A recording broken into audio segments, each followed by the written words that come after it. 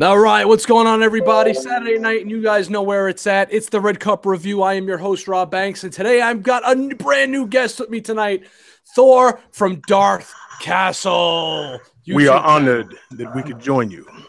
That's what's up. Thor runs a show on Friday nights that everybody that watches this show better fucking tune into, man. It's Darth Castle's open mic on his channel, so go subscribe to Darth Castle right now. And he's got a great show, and there's a ton of guys, and they talk statues and collectibles and everything else. So definitely join. I get to join them from time to time too. So the big thumbs up. Also, from the far reaches of the collector's universe, we have none other than Knick-Knack's Plastic Planet with us. Hey, thanks so much for having me on again, Rob. I just dig coming on the Red Cup. It is the highlight of my week. But yeah, thank you so much for having me, and hey, and welcome inside of the Plastic Planet here. We talk. I try to do a weekly to bi-weekly YouTube show. It's taped in advance typically, but you know, we talk Transformers, we talk Star Wars, we talk retro toys, we talk sideshow, we talk hot toys, and yeah, so you know, not now because we're live, but you know, later on, you know, go to Knick-Knack's Plastic Planet and click that subscribe button because damn it, I need subscribers. Yeah, man, you guys got to subscribe to Darth Castle. You guys got to subscribe to the Plastic. But Knick-Knack's Plastic Planet. I watch Darth Castle because he does a lot of live videos. He does some unboxings, right?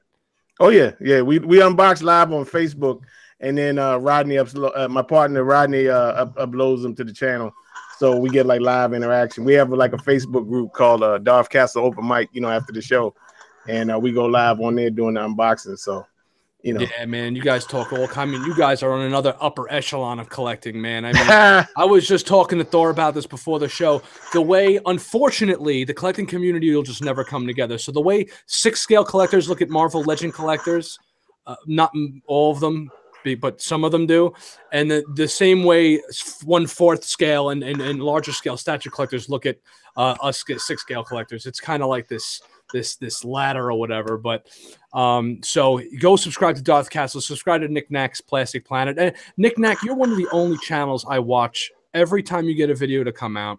It's always something cool and new and interesting and nostalgic. And you had a nostalgic video come out this week. Tell us about it. Yeah, I did. Well, you know what? I just yeah, what kind of inspired me to do it, honestly, is because I just had a rather large auto repair. I had to get new rotors, new brakes, a new axle thingy, and tie rods and all this shit. $1,400 car repair. So I'm feeling a little bit, you know, with the end of the holidays coming up too, on top of all that. So, you know, I haven't been able to, like, you know, really, you know, go out and buy a lot of things the last couple weeks. So, you know, hey, I got an action figure show. What do I fill it with? But you know what? I've kept almost everything that I've had over the years, going back to when I was maybe 8, 7 years old. And so a lot of times I do go really retro on my show, and I like to talk about, you know, my older collectibles, not necessarily like review them, but what they mean to me. And that's the video I put together this week. It was very much a nostalgic look at I did my top 5 favorite, most nostalgic items that I still happen to have. You know, it ran the gamut from Star Wars vehicles to Star Wars figures to Kenner superheroes to or superpowers. I don't know if you guys remember that line. I know you do, Rob. Oh, and also, you know, I also talked a little bit about my Nintendo Entertainment System, which I actually still use on kind of a weekly basis. So I talk about all that stuff, and not just talk about the collectibles themselves, but really what they mean to me. Because I mean, that's going back to our roots. I'm sure anyone who collects can understand that, because I mean, this is for all childhood, and I just think that's an untapped well that a lot of people don't talk about.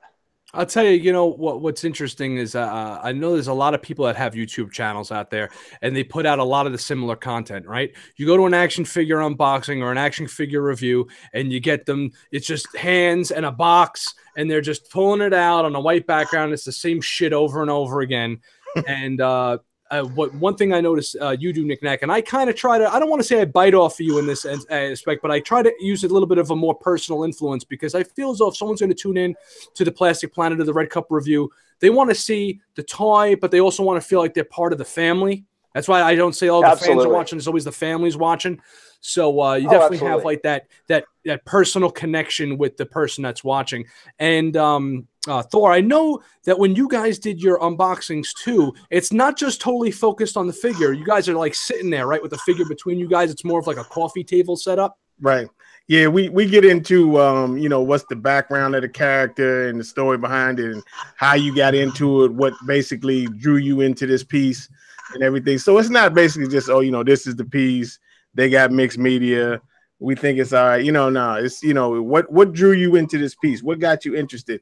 What, you know, because sometimes it's also pieces, you know, we talk about this also. There's also pieces that you really might not have connection to the character that draw you in, you know, something about it that draws you. Because, like, actually, my favorite statue, and I'm the biggest Star Wars fan there is not a Star Wars statue. It's my XM Ghost Rider statue. That was like my dream piece. Because the thing about it is they haven't made a statue of, you know, Vader's my favorite character, but they haven't made a Vader statue to that kind of quality. You know what I mean? If they ever do that, then that would definitely shoot up to my, you know, number. My dream piece for Vader is like the meditation chamber. If they would ever make him in the meditation chamber, that would be like the end all be all for me, you know. Oh, that would be the shit. Thor, I got to tell you, man, I was checking out your guys's chat last week, not last night, but last week, and I love the story because you guys were talking about, you know, being a collector and dealing with people who don't collect. And I loved your story because you talked about your Ghost Rider statue, about somebody that came over and put a beer next to your Ghost Rider statue. It was Super Bowl I love that story.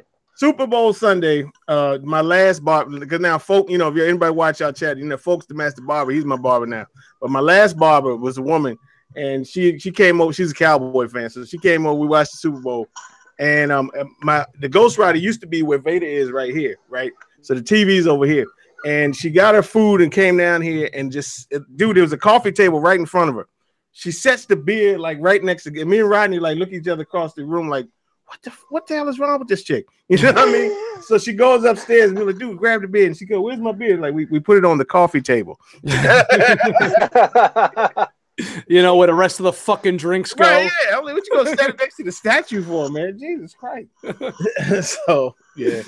That's some wild shit, fellas. It really is. All right. So when you have people come to your channel, you want to give them a little bit more than your regular experience of them just seeing. Yeah. We're not just here to see there's a million figure reviews, statue reviews of just the same old shit. This is what it has. This is who the artist was, blah, blah, blah. And it's kind of paint by numbers. So when you come here, you're getting a little bit of taste of different personalities. When you go to the Plastic Planet, you're getting a little bit of kind of, oh boy. Oh, we just been in the house. There he comes. It's cold like Minnesota. I want to force choke somebody. Jesus Christ, PJ. What's going on, guys? Sorry. No, that's all right, man. It is what it is. It's all good. All right. So PJ, who also runs the Paradox Nerd, you guys better go and subscribe to his channel as well, because thank you. His videos come in 4K clarity that I still cannot get. I don't know what the hell kind of camera he's using and what he's doing. I really don't want to pick his brain too much because then I may have to go out and get the same shit myself. But you know, so go and subscribe to his as well because he's got some really dynamite reviews too. Using the Mandalorian 4K cameras. Well, hello there. Hey guys, you guys can't hear my dogs, can you? They're upstairs like freaking whining. You know, you can't hear them, can you? No, because the mic is so close to you, bro. All right, cool. Running down the chat real quick. Edwin Diaz, what's up? Kev's Matrix, always a pleasure to have you, buddy. Masterpiece of yo, what's going on, brother? How are you? And the Collector Zone, nice. Hey, what's up? Glad to see you make it. I spoke to the Collector Zone today. You guys need to go to the Facebook channel, the Facebook page, Collector Zone. He's in the chat right now, so bring up another window, type in Collector Zone, and just check out what he's got going on in there. That's all I'm gonna say right now, because we're probably gonna be able to say in the coming weeks a little bit more about it. But just to give you a little taste, go and check out his Facebook page.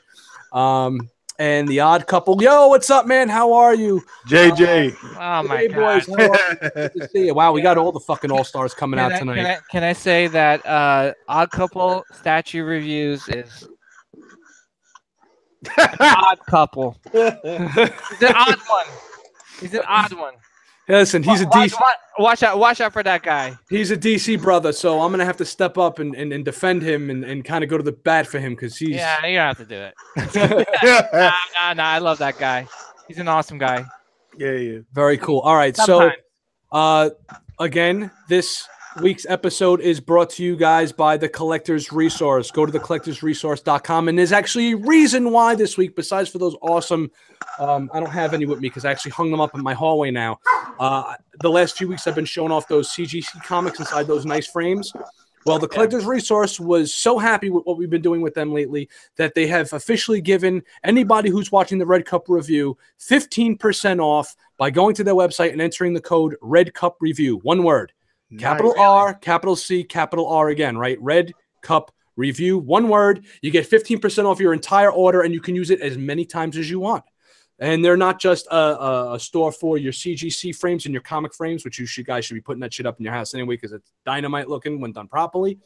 But they got comics and statues and everything else, and I'm sure they could order anything you guys want. So definitely check them out, collectorsresource.com. Tell them Red Cup Review sent you and get yourself the 15% off just in time for the holiday rush. And that goes for anybody. That's for anybody involved. All right. Fellas, how are you? We did our introductions. Everybody in the chat got to meet us. We got 10 people watching right now. We are going to keep it moving with the first order of business tonight. And what better way to start the show off than the Avengers 4 trailer? So the Avengers 4 trailer dropped this week, and the internet lost their fucking minds. So, gentlemen, take it away. It sucked. Nah, it was good. It was a good teaser. Yeah, well, basically. Oh wow, I didn't expect crickets, man. I didn't expect crickets. No, it was good. They didn't show you too much, you know what I mean? Me personally, I was kind of hoping for Annihilation, but they're probably saving that for later on, you know what I mean?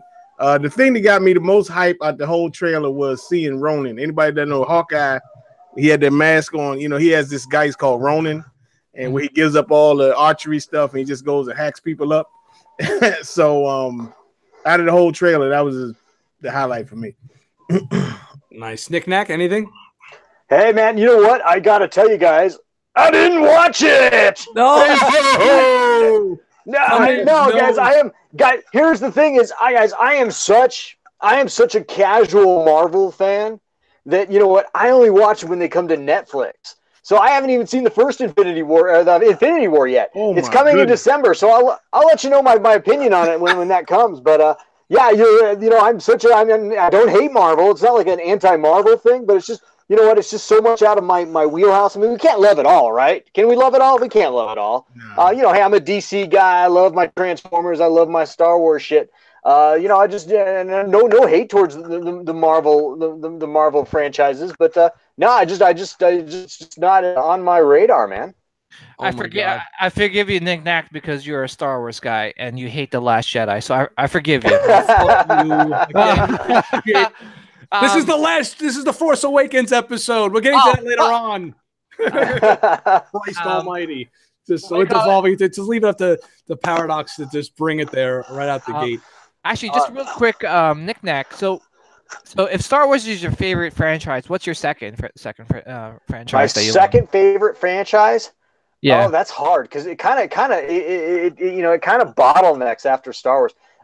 You know what? Probably if I had to choose, I would actually probably say original Star Trek. And I mean original Star Trek meaning the 1960s show.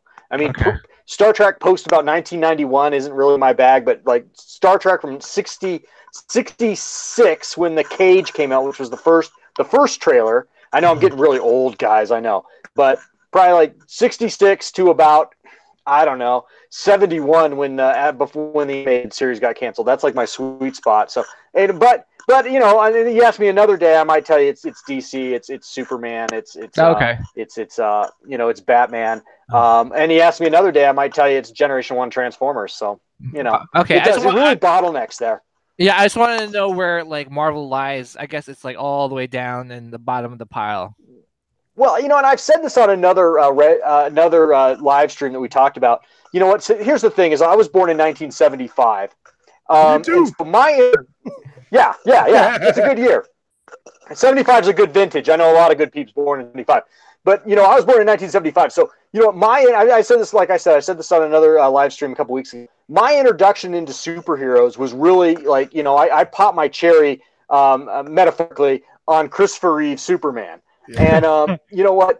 So you know what? While DC had Christopher Superman while I was growing up, and then later on, you know, they had Warner Brothers had the great animated stuff like, you know, Batman the animated series in the early '90s, and then, you know, then later on in '96 or so came the Superman animated series. You know, those things. And in the interim, you know, in the '70s and '80s, it was Super Friends. He had all that stuff going on when I was, you know, in my impressionable years. Marvel had Spider-Man on the Electric Company, and you know what? It was lame. It was, you know, Spider-Man. Amazing Friends. Nobody knows who you are. You know, it was terrible. I mean, you know, the only thing that I knew DC from, or I'm sorry, Marvel from, was from Spider-Man on the Electric Company, and then Spider-Man and Friends on Saturday morning, which wasn't terrible. It wasn't a terrible show, but it was like, to me, it was like Marvel was truly the JV squad of superheroes to me. And it's just the way it was. From the '90s.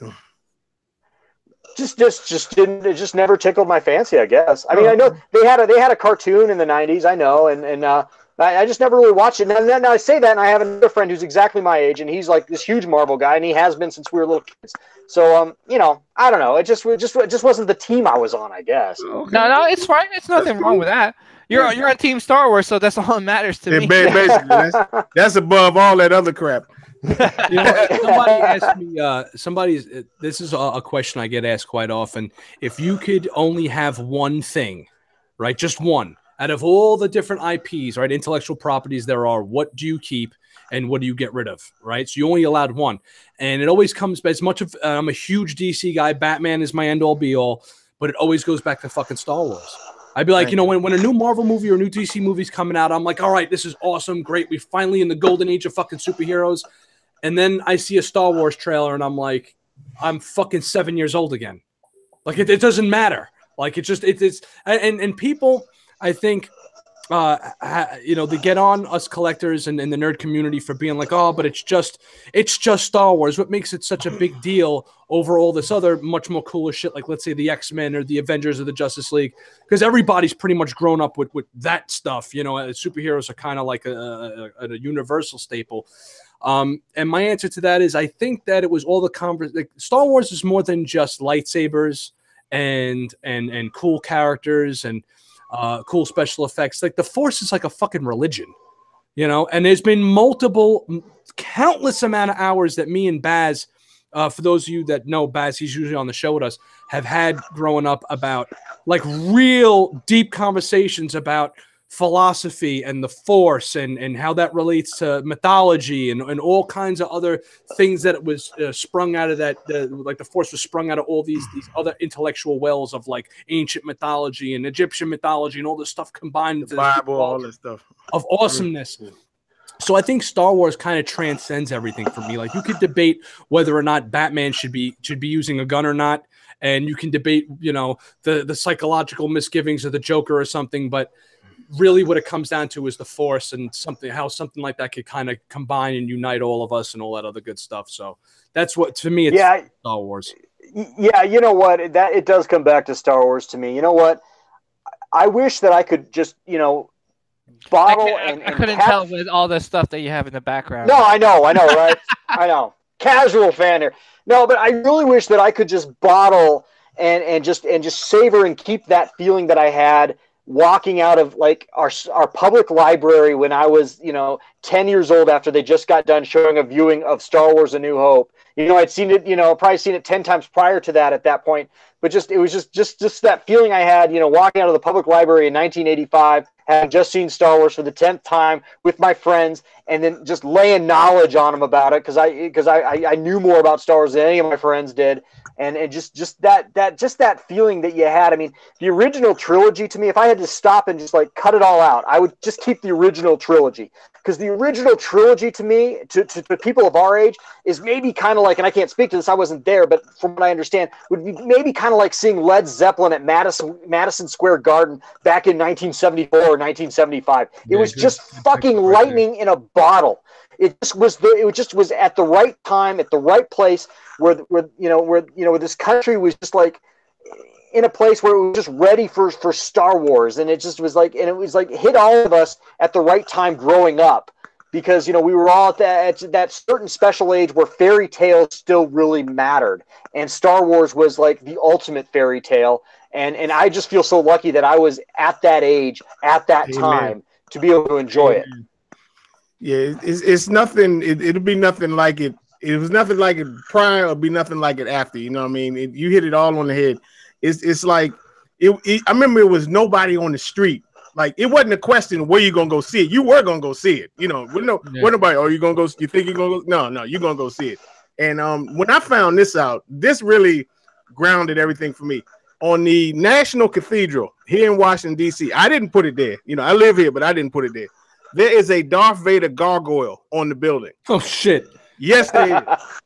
And when people are, you know, Star, I said, look, where the Superman gargoyles at? Where the Batman gargoyles at? Where all that? Oh, they don't exist? Yeah, I didn't think so. Sorry, Jason. But, you know, that's just how it is, man. It's a way of life.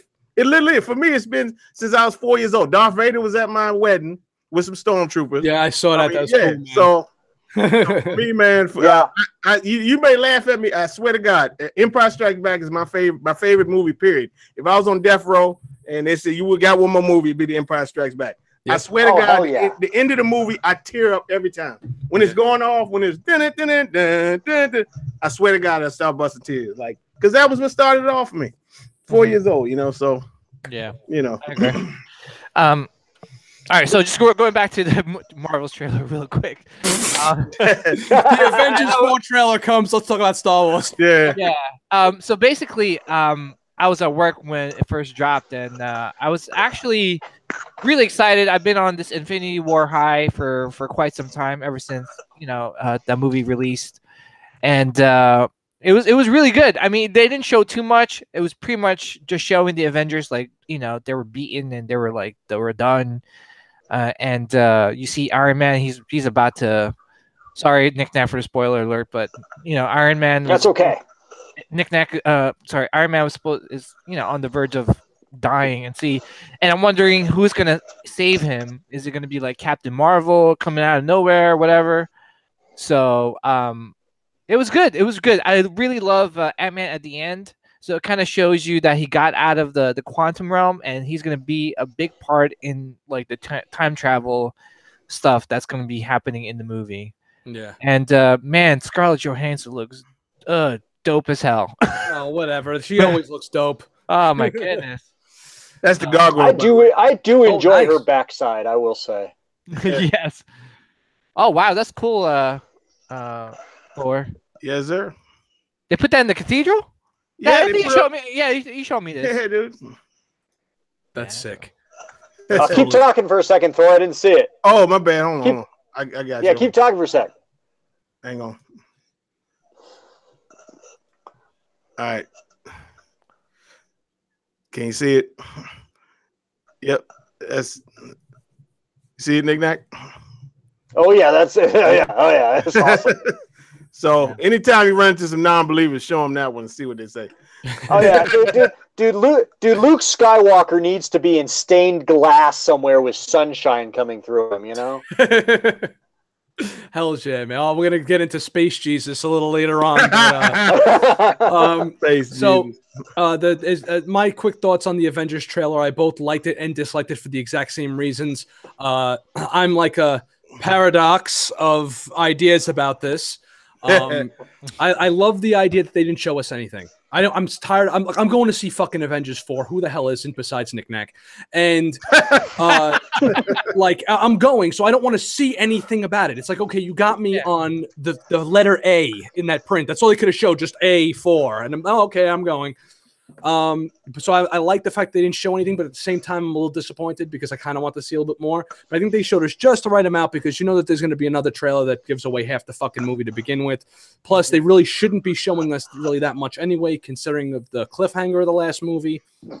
And so I really enjoyed it. I thought it was cool. It was very touching, that whole Tony Stark scene. He's talking to the helmet, and he's kind of giving his Knick-Knack. You'll enjoy this when you see the trailer. It's very like Captain Kirk giving his last like Starlog kind of he's talking to his helmet, kind of. He's like recording his like final days adrift in space. So it has like a very Star Trek-y type feel there.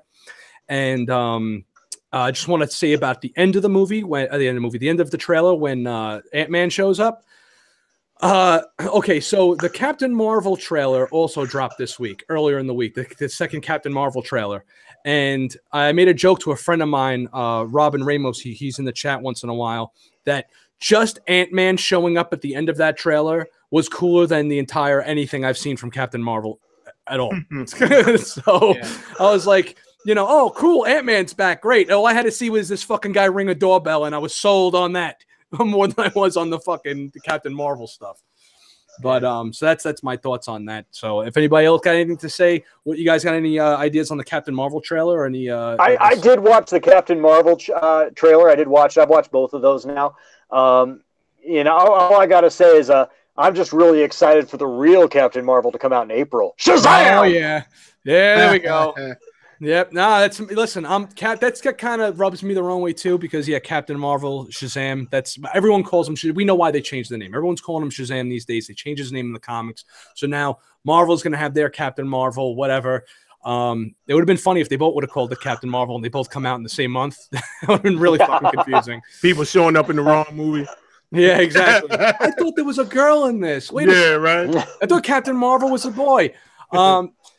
One thing I could say about the Captain Marvel trailer, though, the actual Captain Marvel movie, it seems like the first trailer, all the complaints that people had with the first trailer where she has no emotion, which I don't think she still does, and she wasn't smiling at all. It's like in this whole trailer, she's fucking shitting rainbows out of her ass.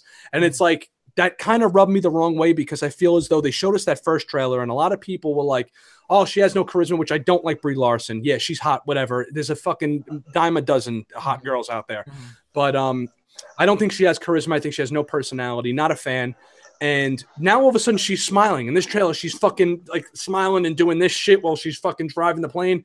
And I'm like, this was a complaint from the first trailer. So I almost felt like they went back and had to do reshoots because they were like, people were worried that our fucking hero is not being, heroic enough or something. And it just kind of sat wrong with me and gave me a sour taste in my mouth. But the thing is that the reason probably why she's probably like playing this like this character that has no emotion, because she actually died, and I think she was brought back by the Kree, and basically I guess like as she comes back to Earth and she interacts more with Sam Jackson, I'm pretty sure she's remembering a lot of her stuff back. That's why in the middle of the trailer she was like, I think I used to have a life here. So I think that's what was playing into to all that. Yeah, word. I mean, then she's like flying in space and doing her fucking Super Saiyan thing or whatever, where she's blowing shit up. I'm seeing a few people online, a lot of Marvel fanboys, and I'm a Star Wars fanboy and a DC fucking fanboy, and sometimes I'm a Marvel fanboy too. It takes all kinds. But I'm seeing them say like, oh my God, did you see what she did? And I've been waiting for this. We've been waiting for this moment. I'm like, who the fuck has been waiting for a Captain Marvel movie? Okay. She's like J-list character. Hey Rob, just real quick, I'm so sorry to interrupt, but what's a slurry sound? There's a slurry sound? Yeah. I think one of the it's like, I don't know, it sounds like an exorcist. Is it like sound like somebody's scratching something? Yeah, like yeah, because Robert just a fan just said, "What's that slurry sound?" Yeah, I hear it too now. Oh shit! Well, he's sitting here now wondering the fucking behind the sound. Sounds like somebody's jerking off with fucking with styrofoam, bro. Yeah, what the hell? Yeah. Oh man, I don't know what that is, but better find those dogs. Robert Justafan said, "Is that Venom?" That's he's lurking in the background. I'm gonna mute myself. Maybe it's me. Oh Lord. Oh wait a second, Knick-Knack. Yeah, when you hold on, drop your mic, Knick-Knack. Drop it? No, drop it like don't touch it. Like let it just hang. I wonder if it's rubbing up against your thing as you're moving around. Oh, maybe it's rubbing up against my sweatshirt. Yeah, it might be like scratching against the sweatshirt. That might be what. Okay, I'm going to step off camera. I'll take off my sweatshirt. That way I don't show you guys my gut, and then I'll come back on. That's okay, I'll be right back. Maybe that's it. I swear, guys. I'm sorry, guys. It's like the Stone Age here. I'm sorry. I'll just yeah. Hang on. Right, man. Well, it might not even be that, bro. All right, so let's just try. I'll be right back. So I want to know where the fuck all these people are that are the biggest Captain Marvel fans that all of a sudden we're waiting for this like it's Superman that hasn't been in a movie in 10 years and we've been waiting for this moment. Give me a fucking break, all right? You know, so I think far as this movie goes, I'm gonna wait and see, you know, because I said the same thing about Guardians, at least the first one. And I was like, why the fuck are they making a Guardians of the Galaxy movie? And the first movie was great. I wasn't too big fan of the second one. But you know, so I'll check it out. I think the two things for me that did it for me, the Skrulls look good. I thought they would look kind of hokey, but they made them good makeup and everything with the Skrulls. And then Jude Law. I've always been a big Jude Law fan, so I'm kind of looking forward to seeing him in the MCU. But you know, as far as the rest of it, you know, I did kind of like when she had her helmet on. I thought that she looked pretty cool in too. But other than that, you know, it wasn't a big deal. Yeah, it looks cool, but doesn't everything really these days? I don't know. Yeah, pretty much. PJ, Samuel Jackson looked badass in it. I don't know. Oh, what the fuck? PJ dropped out for a second. Oh no, there he is. Huh? You're gonna start doing that double shit like you did last week, where you fucking like Smith. All right. Anyways, once again, we got a few more people in the chat room with us. Christian, what's going on? Let's see. Paul, what's going on, brother? How are you? He's drinking his Jack Daniels through a straw. That's always the best way to go. Rob, just a fan. What's up, brother? How's it going? And anybody else I happen to miss? Sorry, I'm kind of like, you know, whatever. We're fucking multitasking here. Okay. Hot Toys announces the Jedi Luke Deluxe version, and you guys remember when years and years ago, about 25 years ago, maybe even 30 years ago now, when that Asian guy doused himself in gasoline in the middle of the street in Tiananmen Square and lit himself on fire? Okay, that was me on Thursday when they released this fucking figure. Okay, and they showed us just how little they give a shit about us as fucking consumers. I'm gonna bring this up now and we can talk about it, because this really, as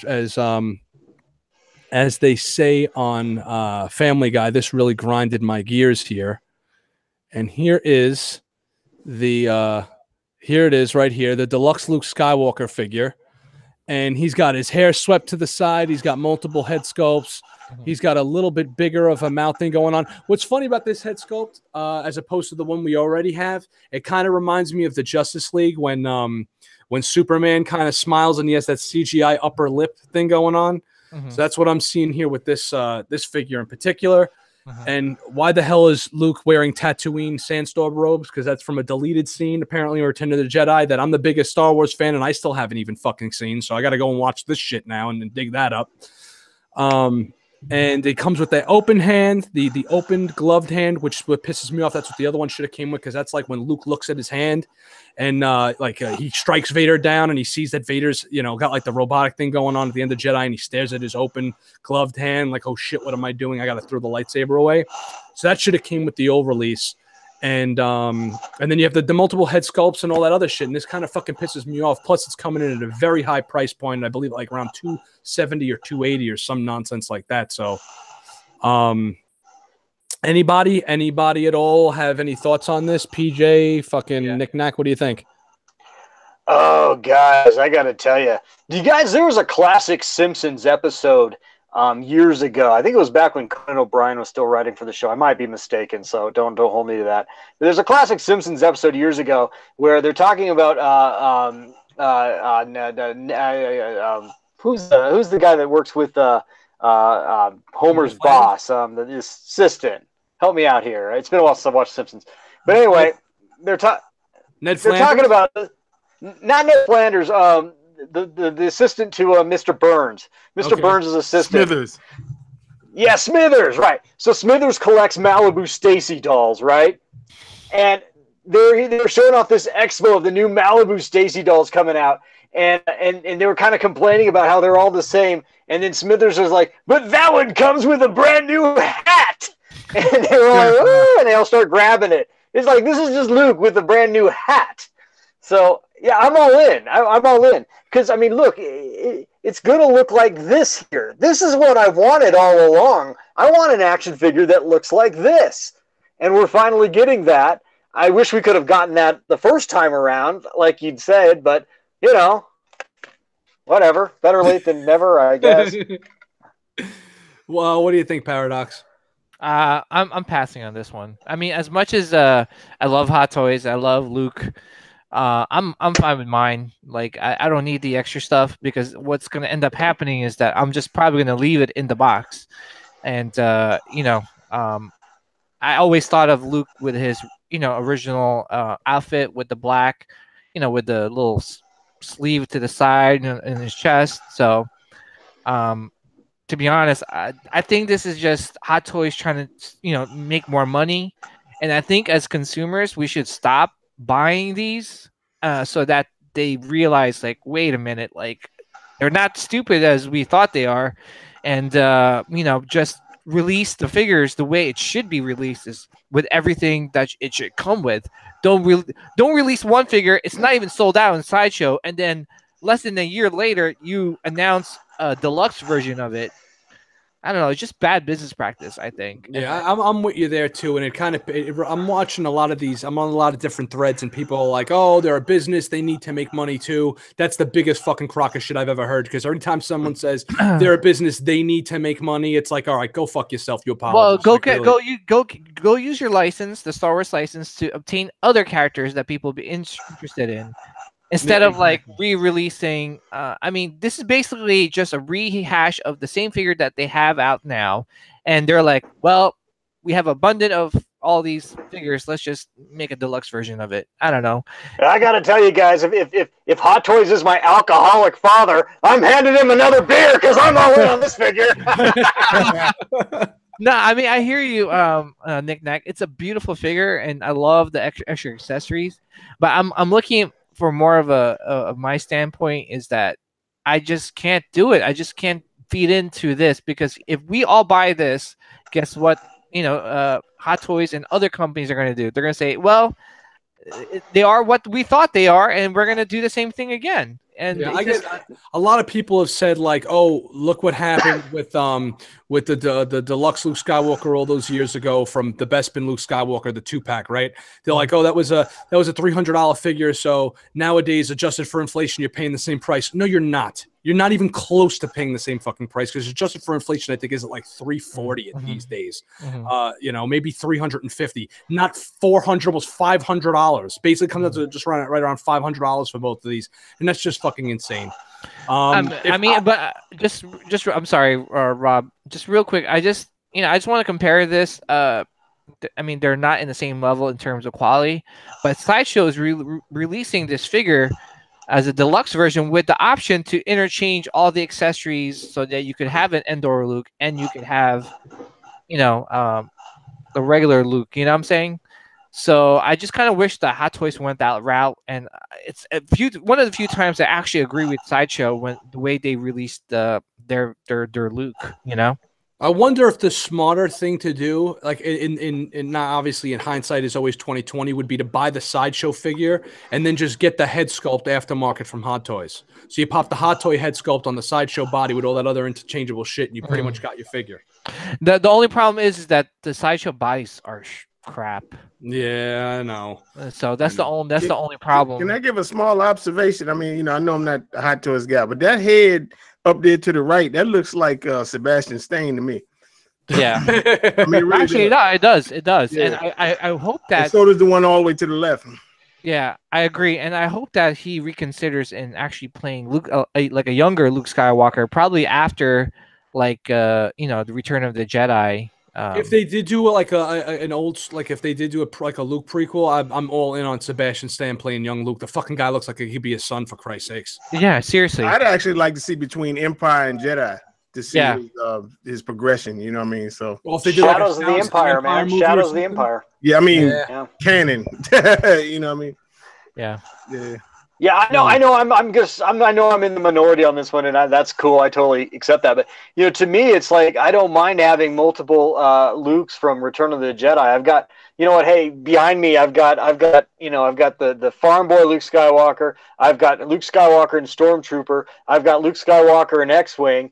That's 3 Luke Skywalkers from the same film. So I don't really mind having one Luke Skywalker in, say, his Jedi cloak, and then another Luke Skywalker in his indoor poncho, and they're on different shelves, in different areas of my collection. So for me, Luke Skywalker is a big enough character that I don't mind having all these different versions. Rather than just having one where I change his clothes like he's a Barbie doll. No, that's cool, man. If you're gonna have 2, like if you're gonna have him like on the Jabba sail barge pose, like I'm trying to do in the fucking, I'm gonna switch it back real quick, but like I'm trying to do on the desk here, for you guys at home, like this shit right here, and with the windswept hair, and then you have one with him in his cloak, or like PJ was saying, maybe one with like the flap open with the light side underneath, and you're gonna have 2 of them. Then that's cool. It should have still been a fucking 2-pack, man. Or, like where you don't have to interchange, just like it was with the Bespin thing, man. Especially a guy like Luke who does have a lot of different things from movie to movie. Well, I don't disagree. I have a feeling they're gonna release a accessory pack, because actually, if you take a look at your Luke, Rob, and you could actually remove the hair on that. Yeah, I know the hair on this thing does come off, and it says. There was like a disclaimer. I don't remember if it was included with this figure. I remember reading it somewhere that said, "Oh, for future accessories." Yeah, so I'm pretty sure. I'm like 60% sure they're gonna release an accessory pack like they did with the Iron Man. Yeah, and if they do that, then that's fine. This conversation is no, and then I apologize, Hot Toys. It is what it is. But even then, you should have released this originally as a deluxe figure. Actually, then you actually think about it. Then they could probably charge you more. If they were to release that as a separate accessory pack, as opposed to all being one big deluxe. You know what I'm saying? So if it was one big deluxe like you're getting now, you're looking at 270 or whatever it is, 265, 270. And then if you release it like this was 230, and then you get the accessory pack, it's gonna wind up being like $100. $100. Yeah. So you're paying $330. Yeah. So no, totally, man. I understand that shit. So all right. So we spoke about the Hot Toys Jedi Luke. All right, more Star Wars insanity, and the insanity behind. What do you got? Just No, I'm just giggling. This is no longer Red Cup review. This is just a fucking Star Wars show, everybody. Okay. All right. Welcome to the cantina. Right. So, apparently, small Star Wars news this week. Luke's daughter. No, not Luke's. Lando's daughter. Maybe Luke's daughter will be making an appearance too in Rey. We don't know yet. But Lando's daughter is to appear in Episode 9. And I wanted to talk about the insanity behind the Star Wars speculation and fan speculations and stuff. And one thing kind of irked me ever since we first saw the Force Awakens trailer. Rob, real quick. Hey, Knick-Knack, I think people are saying they're still hearing that noise. Man, but what the hell, man? Do I need if I hold it up like this, does it not? Maybe it's right up against my shirt. Do I need to take my shirt off too? No one wants that. No, I think the mic is very sensitive, so it picks up anything that's rubbing on. So. Okay. Oh, there you go. We don't hear when you pull it out like that. Okay, so I'll just hold it like this. That's fine. I'm sorry, guys. I don't mean to. I'm sorry. No, it's okay. Whatever, man. I'm here. I'm just kind of like we're moving along with it. We got some weird fapping noises here in the Plastic Planet. I got to look into that. Yeah, I think some people in the chat were just mentioning it. So. All right. This irked me from day one when I saw the Force Awakens trailer, and I was over the moon for it. And then I started seeing things like, oh, I hope that's Lando's son. I was face palming the whole time. And then afterwards, when they were like, oh, I hope they reveal in The Last Jedi that it's Lando's son. I was like, what, does everybody have to be fucking related to everybody else? I agree with that. I totally agree with that. Like, can't Finn just be cool? Can't he just be a fucking cool ex-stormtrooper, badass guy on his own? That he's got to be fucking Lando's son in order for him to be cool? I mean, come on. But Lando does have an offspring, and it's his daughter, and she's going to be in the movie. So, all right, yeah, that's cool. Whatever, I wonder if she's going to be as charismatic too as he is. I think that that'd be really cool. Yeah, it would be cool if she swore. I just don't want to see the actress do an impersonation of Billy D. Right. No. I just want her to be like charismatic, just in her own way. Yeah, exactly. Well, they're gonna have to show you some kind of like father-like daughter thing. I don't think Lando's gonna have a big part in the movie. He's gonna have a bit part. Even Billy D, I hear, is like kind of banged up these days. Yeah, and that was a problem with getting him in the second movie. He's not really doing too well, but he'll be in it, and then you'll probably have his daughter in it, maybe even a little bit more than him, which will be nice. And hopefully, we'll get like that little bit of suaveness from her as well. From what I heard, and this is just rumors, and it could be true, it could be true, could not be true, or it could be a spoiler, not spoiler. But supposedly he is actually flying the Millennium Falcon with Chewie in a pivotal scene at the end of the movie where they kind of have to also get away, quote unquote. Nice. So, That's fucking dope. That would bring a pro. Sorry, say that's awesome because it's his ship. Let him get his ship. well, yeah, Han is dead, and let him fly the ship. So, and it's gonna be like from what I heard, it's a big battle between Rey and Kylo. Right, that's cool, man. I'm all in on that. Again, I'm the guy that is like, hey, I'm down. Show me something cool. Show me something new. Something I'm not expecting. Not too many things I'm not expecting, because as much as I do like The Last Jedi, it did get to a point where I was like, how many more fucking twists are going to be in this movie? But I'm all for it, man. Open mind all the way. Yeah, and supposedly the trailer's supposed to be dropping this month. That's what I heard too. The teaser trailer, and the name, from what I heard, also is going to be Son of Darkness. Really? Yeah. They're gonna close the fucking. They're gonna close the Star Wars saga by calling it I don't know Son if of it's Darkness? true. I don't know if it's true, but they're supposedly they're calling it Son of Darkness, and it could be a double meaning. It could be Kylo being son of dark, being a son of dark. I don't know, or it could be Darth Vader being Son of Darkness. Well, hey, put them all together. Put all those names together, guys. The Force Awakens, The Last Jedi, The Son of Darkness. Ooh. Yeah, I like the Son of Darkness better. I know, and we all know. As far as okay, all right. So talking about Star Wars fan theories and how crazy speculation things can spiral out of control. Does this stuff make you guys facepalm from time to time? Do you find yourselves getting caught up in the same bullshit that everybody else is with the whole, like, oh, I hope it's this character, or I hope that this character is this, and turns out, I mean, there's one thing to speculate and kind of like argue amongst your friends and kind of figure things out. I think it's something else to kind of wish that, like, it really just boils down to them people wishing that Finn was like related to Lando, which to me just wouldn't make any fucking sense at all. To be honest, like for me, I try to steer away from all these theories because it's just people trying to be making money on YouTube and coming up with these crazy fan theories that people eat into it. The thing is that especially Mike Zero, he comes up with some crazy stuff. Yes, he does. And it doesn't even come true. He's like, I got an email that says this is from a good source that blah, blah, blah, blah. And you're like, it didn't come true. Like, you still watch it? I watched one video of his and I was done with him after that. I don't watch him. I don't watch him. He's just he just says stuff just to say stuff. The one channel that I do watch, and they get credible sources, is the Collider. They have called the Jedi Council, and it's not them speculating. It's just them, like, they'll hear like a news that's announced and they'll speculate what they want to see in the new movie. They don't say, "Hey, I heard from a source this is going to happen." They're just saying, "Oh, I wish this could happen," or "I wish that could happen," and that's what I would. What I mind is the more outlandish stuff. Like somebody in the chat just wrote, "or Mace's kid," and that's another fucking thing. Can't Finn just be a cool ex-stormtrooper? Now he has to have the Force and be Mace Windu's kid, and Mace Windu was really like had a side piece going. Give me a fucking break. Guy was head of the Jedi, goddamn Jedi. That don't make sense, because if you calculated, Mace would be like 100 years old by then. You know what I mean? Because think about it. 30. The Clone Wars was 30 years before the original. Well, 20 years before the original trilogy. Then 30 years passed between the original trilogy and the Force Awakens and all that. And he was 50 in the Clone Wars, so he'd be like 100 years old.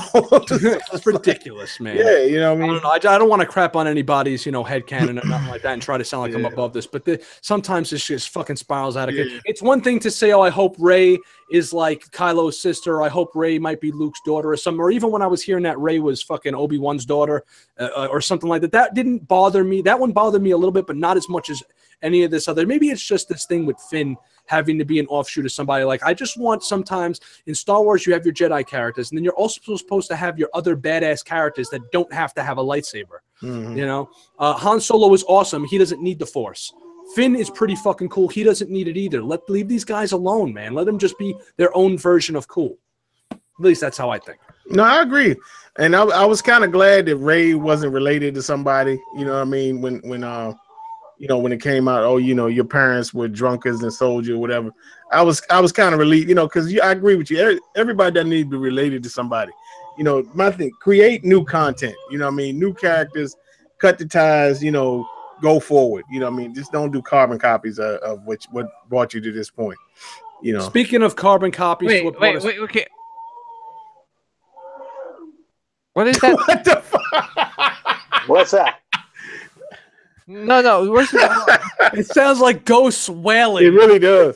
Yeah. Oh, that's guys. That's my 15-year-old dog. He's got arthritis. Sorry. Oh, okay. I was like, I thought someone was like dying. I'm sorry. Yeah, no, that's my dog. I'll be right back. Okay, I'll be right back. No. It's fine. It was I just wanted to know that everyone's okay. I just heard. No, he's a 15-year-old Shih Tzu. His name is Titan, and he's got arthritis, and he does this all the time. He's fine. He's fine. Shih Tzu. Okay. Knick-Knack really has people tied up in his closet. This is true. He's making them watch the fucking prequels. Yeah. And The Force Awakens too. All right, I'll meet you halfway. More like The Last Jedi. So I was saying, speaking of not moving forward, and I know this is a big complaint. And as advertised, want to get into the because we're going to be talking about The Last Jedi real fucking soon. So The Force Awakens, guys, I don't want to do this like I did the last time when we just run down the list. Just somebody shout out, what did you think of the movie? What did you like about it? What didn't you like about it? And then I'll fucking save my answer for the end. Go ahead, take it away, fellas. Anybody at all? Don't all jump in at once. I just want to address the chat real quick. Grandpapa Mace, Kev's Matrix said Grandpapa's Mace. A couple statue reviews says so many Jedi screwing around secretly when they aren't meant to have relationships. Finn and Rey relationship. Robert just a fan. Hope we see Enterprise in the Picard show or the Titan. Okay. Mace's midichlorian crown is off the chart. Just saying. Let's see what else is here. Star Wars is about fathers, sons, and generations. The Christian Mole. What else do we have here? Knick-Knack got all the weird sounds. Master Toy Museum. I think that Star Wars is running out of storylines. Master Pizza. I haven't heard from Kathleen Kennedy. And that's a good thing. That's a good thing also. Christian Mole, hopefully she fell in a Sarlacc pit on set. And a couple statues. The biggest problems the new Star Wars films had was the pushing of the BS political agendas instead of dealing with an exciting story like the prequels and original trilogy. Amen, brother. Amen. I'm of both agreeing and I can't be disagreeing, but I don't see it as much as a lot of other people do, or maybe I'm turning a blind eye to it because I don't like political agendaing in my stuff. PJ, we spoke last week about that type of stuff, where get ham-fisted in for no particular reason. But I don't subscribe to. I love Rey. I think Rey and Kylo Ren are fucking awesome. They're just, I absolutely, I'm in love with those fucking characters. But Force Awakens, when you guys saw this movie, what did you think? I mean, I'm sure that this, I know, Thor, I know you weren't that big of a fan of this movie. Not as a whole. I mean, there were things that I did like, but to me, you can't deny the similarity between The Force Awakens and A New Hope. You got your new savior or focus, coming from a desert world and everything, just like Luke. They dealt with like a Death Star type of situation. They're facing annihilation. You got Kylo and Hux's relationship, kind of similar to Tarkin and Vader. You know what I mean? But it was more like equal playing field with more. Tarkin had more authority over Vader. You know what I mean? But the thing is, I do like Rey. I've never had a problem with Rey. The disappointment for me was, because me being, Vader being my favorite character, I was disappointed in that movie with Kylo Ren. He was kind of, to me, he was kind of a sucker. You know what I mean? And the thing that always bothered me with him was he wore a mask. I mean, I knew he loved his grandfather. He wanted to be like him, but he really had no reason to wear the mask. You know what I mean? And I always thought that was kind of strange. He was a kid playing dress up. Yeah, I mean, that's cool. You know what I mean? But my favorite part, obviously, when he was talking to the burnt mask, you know, of Vader and everything. And I always, whenever they come out with one of those, I mean, they've had some fan art ones, but I definitely want one of those. I want to put it on my coffee table, you know.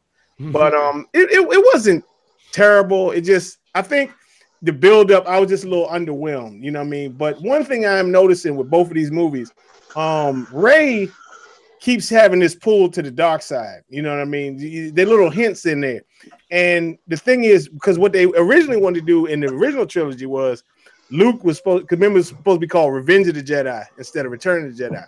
He was supposed to kill Vader and then join the dark side, and then they were going to have another trilogy, I guess, or something like that. And they decided not to do that. So, and if you notice with Star Wars, what they do is old ideas they had for other movies or stuff, they recycle it and use it in future projects. You know what I mean? Right. So I'm thinking that's what we might get in this next movie. It's just my prediction. I think she's gonna end up turning to the dark side. That's just what I think. Because if remember in Last Jedi, you know, she goes into that hole, and then Luke is, oh, you went straight to the dark side, huh? And you keep getting that little hint in each movie, you know, with her, you know. So I think that'd be cool, actually. I thought that they might pull the big twist was going to be that she goes dark and Kylo comes back to the light. Right, and it still might happen. You know, that still might happen. So. You know, Kylo keeps feeling the pull to the light side, right? He keeps saying like, "I don't when he kills Han, he's like, basically what I read this from the fucking book. Now we can't always say, "Oh, I read this in the book and this is part of the canon and all that other shit." But basically, what goes on in his mind, supposedly, according to the novelization, is that before he kills his father, it was supposed to be that Snoke says to him, "When you do this, it's going to imbue you with like great fucking power and rage, and you're going to become one with the dark side. You're going to cut all your side ties to the light by severing your connection with your father, and you're going to become so fucking powerful." So when he kills him, that doesn't happen because he's really a fucking good guy inside. Exactly. And he keeps saying that too. I feel the pull to the light, and he's like a wannabe bad guy. It's like, dude, just embrace the fucking light side. Exactly. You know, like, and that's the thing. And with Rey, she wanted to kill him. You know what I mean? You can in the novelization too, she keeps hearing his voice say, "Kill him, kill." You know what I mean? And she keeps flirting with the dark side. And I think that's that's just my prediction. I think that's what we're gonna see. Yeah, word. Not no doubt. The Knick-Knack, what do you got as far as Force Awakens? Force Awakens goes.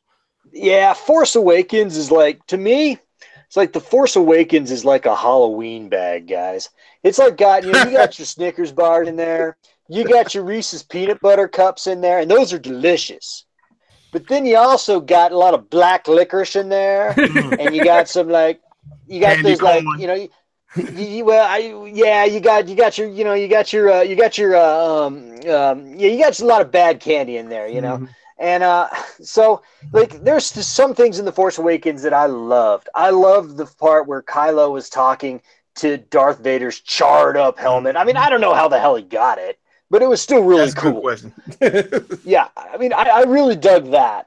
You know, and there was a lot of nods in The Force Awakens that I did really appreciate as a Star Wars fan. But there was a lot of shit in there that really bugged the hell out of me. And I'm going to start with number one, the big elephant in the room, and that's Rey. And look, guys, I mean, it's like hard to shit on Rey as being a guy, because you're instantly thrown in the misogynist pool. Like, oh, you don't like Rey because she's a girl. Well, no, I you know what? I don't like Rey because Rey is like right out of the gate, she's perfect. Everybody likes Rey. I mean, that sounds like a sitcom, man. Everyone likes Rey. You know what? I mean. And you know what? No character in Star Wars has ever been more prepared for every single situation that Rey encounters than Rey. I mean, Rey can speak binary. That's a huge problem in the series if you take the series as a whole, because C-3PO's entire purpose as a character is to interpret R2-D2 for the rest of the characters in the film. Luke never speaks binary. The only time he actually understands R2 is when he's, talking to him through the X-Wing or through C-3PO. So that's a problem. Rey speaks Wookiee all of a sudden. Well, when did she run across a Wookiee or a binary droid, for that matter, living on this desert world? so she speaks Wookiee, so she knows all these languages. She can fix any ship, even though she's a scavenger. All right, that's like, hey, I take my car to my junkyard man because he knows how to fix cars because he takes them apart. It makes no sense. All right, Rey can now fly the Falcon as good as Han Solo on the first try. I mean, she's going through and weaving through, dead Star Destroyers and outflying everybody, and she's never flown shit because she's supposedly lived on this desert planet. But she can do it because she took apart starships. There's no explanation for anything Rey does. And you know what the truth of the matter is that that's not empowering anybody. That's just piss poor writing. That's my biggest problem with her. The first time she picks up a lightsaber, she defeats a dark side user. Yeah, now the thing is like, oh, hey, you know what? No, because Kylo Ren had already been shot by Chewie, so he was weakened. Actually, if you look at Star Wars as a canon, if a dark side user is injured, they can channel that pain and become more powerful. So that's not an excuse there either. Kylo Ren should have wiped the floor with her. So there, and then and every character loves Rey. I mean, you know what? If you look at A New Hope, what is the first thing R2-D2 does when he meets Luke Skywalker? He runs away from him. What is the first thing that BB-8 does when she meets Rey? She follows her. All right. What is the first thing that Finn does when he meets Rey? I think he wants to fuck her, but he wants her to be his girlfriend or something. What is the first time Han Solo does when he meets Luke Skywalker? He slaps his hand and tells him, hey, you want to go back and start, this isn't a dust and crops, boy, flying through hyperspace and blah, blah, blah, blah. He lectures him and berates him. And only until Luke Skywalker earns Han Solo's trust and likeness after almost dying together on the Death Star are they friends. So you compare the two and it's so ass backwards, and there's just so I really, Rey really does bother me a lot, and I want to like her. I even bought a Hot Toys figure of her, tried to make myself more affectionate towards the character in between seeing The Force Awakens and The Last Jedi, because I'm like, well, she is the future of the franchise. This is where we're going. I need to get on board. And and we're not talking about The Last Jedi, so I'm not going there, but I mean, that's a problem. The other issue I have with The Force Awakens is they were so desperate to not seem like the prequels that they used no CG where they should have used CG. I mean, you go into Maz Kanati's cantina or whatever, and all those aliens look like shit. I'm sorry. And the fact that they always used real, practical effects in real locations, that's fine and all. But the problem is that every single planet in The Force Awakens outside of Jakku looks like Northern England. And so it's a total terrestrial movie that's supposed to be a Star Wars movie. I mean, the planet that Maz Kanati's cantina is on looks like Northern England. The planet that the Resistance is on looks like Northern England. And then, of course, they just go to the coast to film where Luke Skywalker's hanging out. That looks like the Isles of Scotland. So it's a very grounded terrestrial movie that's supposed to be a long time ago in a galaxy far, far away. Other than that, it was fine, though. Finish him! Wow.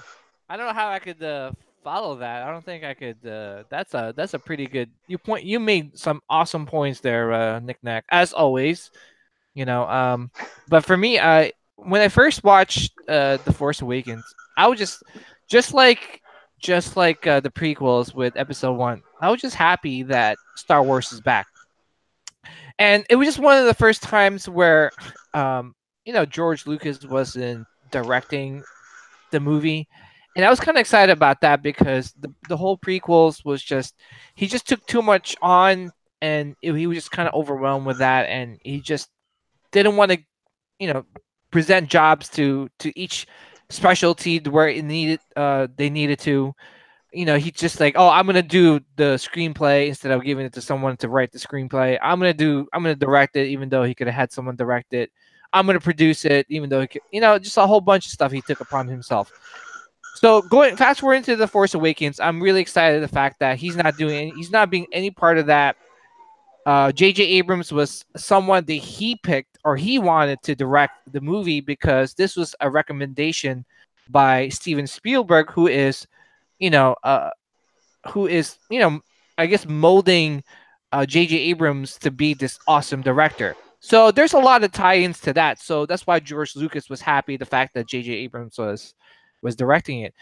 Now, I don't know, along the lines of the film being making, George Lucas is like ousted. He's pissed off. He does an interview with Charlie Rose and calls Disney, I don't know, what did they call him? White slave labor? I don't know what he said, but basically he was just really pissed off at Disney.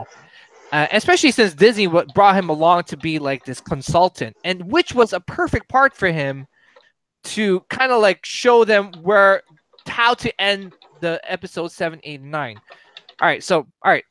Besides that, besides the behind the scenes, the movie itself was good. It's just kind of like pretty much like A New Hope, somewhat. You have Rey, who is like almost like similar storyline as Luke Skywalker. She doesn't know herself, and she doesn't know who her parents are. She's in a desert planet.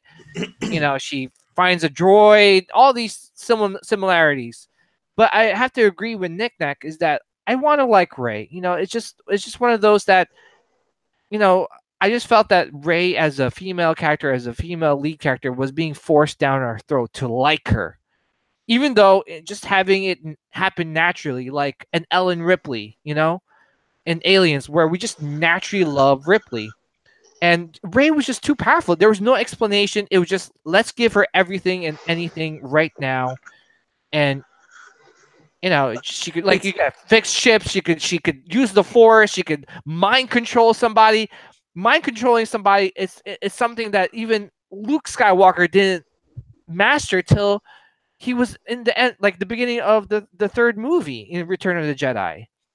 So how is she doing all these things? You know what's amazing to me? I'm hearing you guys talk about this, and it's like we saw two different movies, which is it's just amazing how different perspectives can see something from totally different opposite sides. Because everything you guys are saying, like, oh, she does this and she does that, I'm watching it going, I remember them explaining that, and I remember them showing that, and I remember. How did you explain a mind control, doing a Jedi mind trick out of nowhere, where she had no training? No training. Okay. All right. Do you want to finish, and then I'll go into my thing? You want me to answer? I'll finish, but I'm almost done, to be honest, because I could like seriously go like 2 hours dissecting this movie. And Thor knows, like, if I get into it, there's like I could do a filibuster right now if I wanted to. It'll be like 6 hours long. All right, so long story short, see, as you probably had a little taste of it when I was going into like George Lucas and J.J. Abrams and all that good stuff. Anyway, Kylo Ren, it was someone, because I've always been a dark side fan. I always loved the bad guys. They just look cooler. And then when I saw like, Kylo Ren for the first time, where he like stopped the blaster, I had hopes. I was like, okay, this guy's the man with the master plan. He's gonna kick ass. Then he's like whimpering and throwing temper tantrums left and right, and I was like, what the hell is this? And like when he took off his mask and he looked like a freaking I don't know, like a model from like En Vogue or Vogue magazine, I was like, what the hell's going on? Like he had like the flowing hair, like the makeup on his face. It was just like, whoa, like come on, give me some badass looking, like Darth Maul or somebody. Yeah. Give me some scars, which he got the scar at the end of the movie. Give me some battle damage or something in his face, like I don't know, black eye or something. But he just looked like a wimp. Long story short, it was an okay movie. It was a good introduction, but you have to understand that basically a lot of these movies, and you look at the years they came out, like in '77. George Lucas said that he wanted to make a Star Wars movie for 12-year-olds. So majority of the fans that went to watch that movie in '77 was 12-year-olds and younger, right? Now the prequels come out, like we're all fans. We hate the prequels for the reason because it was too kiddish, but George Lucas, like he said, he wanted to make movies for 12-year-olds and under, in which he did. He got some backlash, and he made Revenge of the Sith darker. And that was my movie. And then now, fast forward to Force Awakens, they're making a movie not for us. They could care less about us. They're trying to make a movie for the new generation, for the millennials, for all these kids that have no desire to watch Star Wars. They said, that's Daddy's movie. That's Uncle Thor's movie. That's Uncle Knick-Knack's movie. That's not my movie. I want to play some Fortnite. Yeah, damn right, you damn kiddos. Get your goddamn hands off my Star Wars. And you know what, PJ? Get off my lawn. That's why I was good with the anthology films, because to me it seemed like this Force Awakens stuff was for the new generation, but the anthology stuff like the Solo and the Rogue One, that was like for the OGs. You know what I mean? Yeah. And I loved a lot of people dog Solo. I love Solo. Solo was great. I love Solo, and you know, there's a lot of like, if you look at the Rogue One, there's a lot of stuff, a lot of Easter eggs. That was for us. That's for us. Yeah. You know, and surprisingly, that didn't do too well in the box office, and I thought that was a lot better. Because people were boycotting it and they're trying to get rid of. Not for Solo, for Rogue One. It did good. It didn't. It did good, but it didn't do as good as The Force Awakens. It didn't come close. Well, yeah, true. But the thing is, like I said, this movie is catering to the younger generation, and they want to change Star Wars to pull in the younger generation. It's coming from a bunch of guys that like fucking Gungans too, by the way. I just want to throw that in there.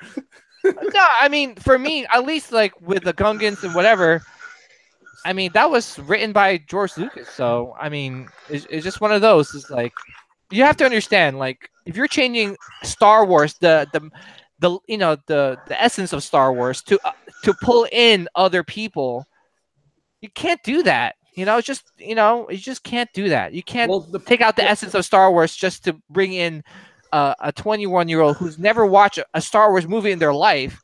Now is going to go back and watch the trilogy just so that they could catch up with.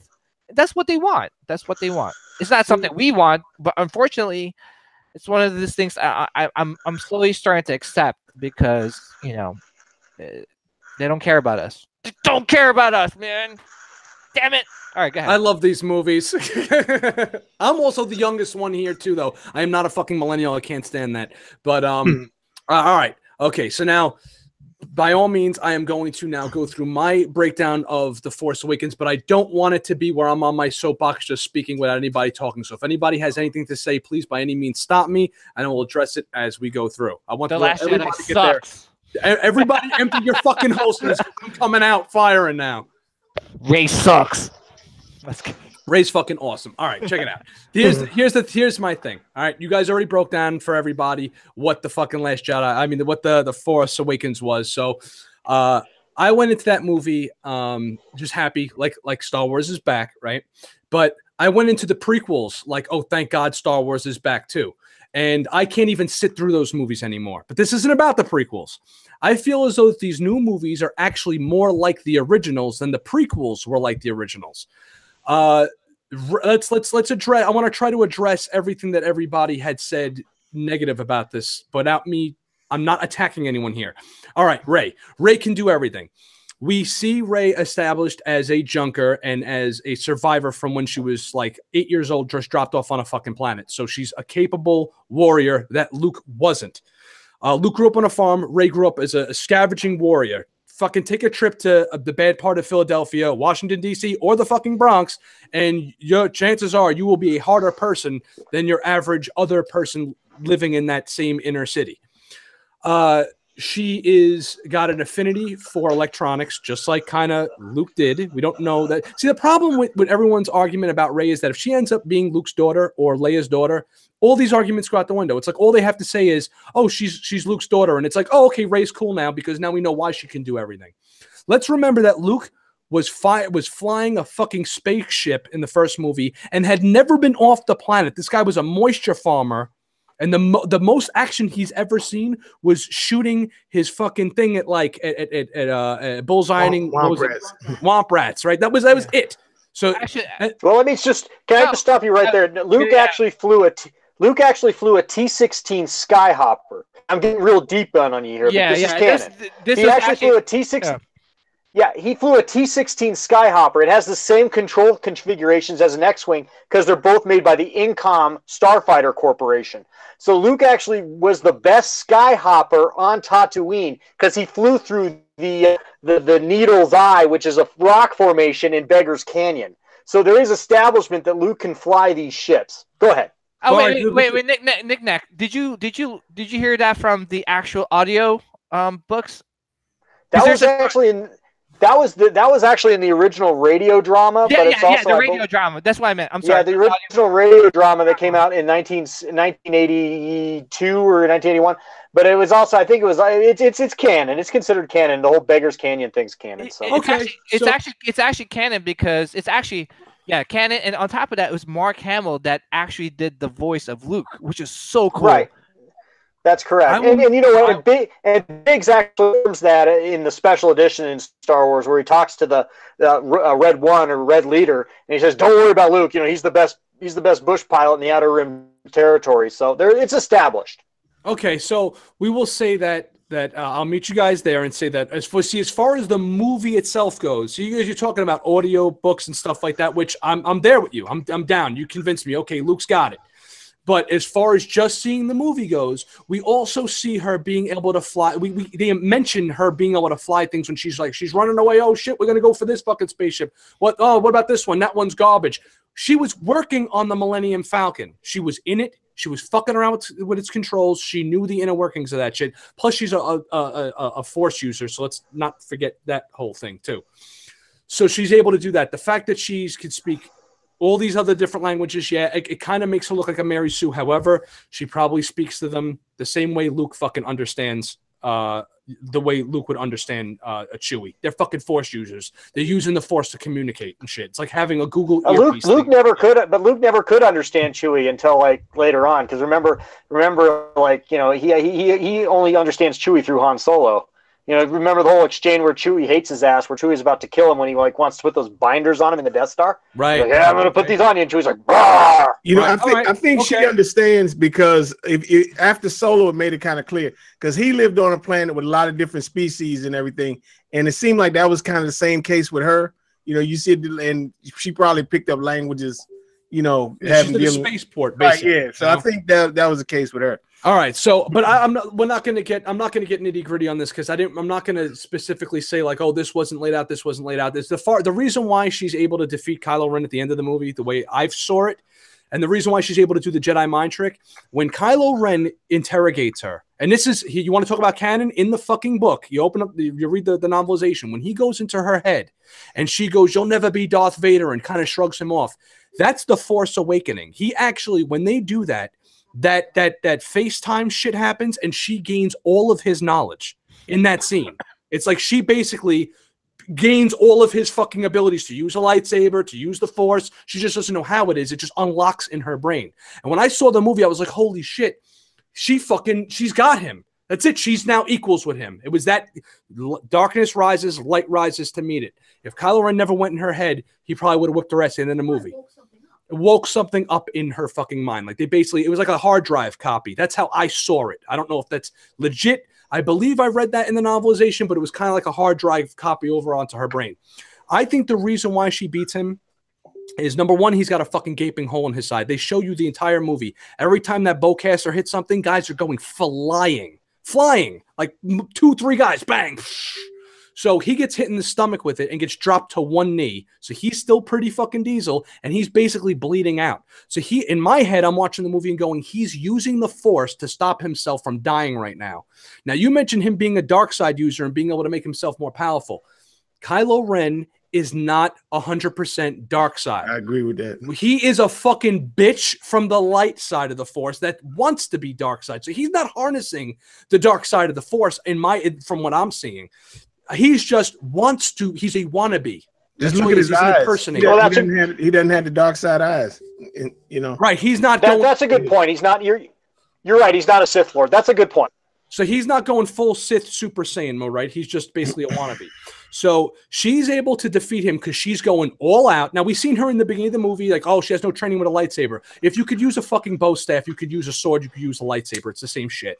So plus she has the Force at this point, right? So she uses the lightsaber and she's going all out, Finn is dying on the floor. Fuck you, I'm killing this guy. Like Thor said earlier in the show, he thinks she's channeling the dark side in some way. She's like teetering on that edge the way Mace Windu was able to fuck up the Emperor because he was channeling the dark side in that moment. So she's teetering on the end. Whereas, what's his face? Kylo Ren is just enamored with her like a little schoolboy. And he's like, oh, you need a teacher. I'll bring you under my wing. So he's kind of half-assing it with her.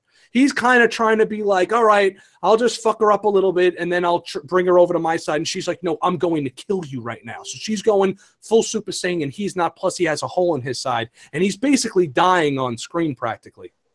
That's where I excuse that away, and that's what I saw when I saw the movie.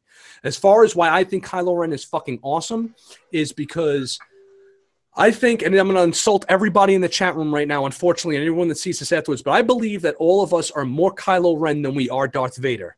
Deep down inside, when we get angry at our video games, we throw the fucking controller. That's him destroying the console.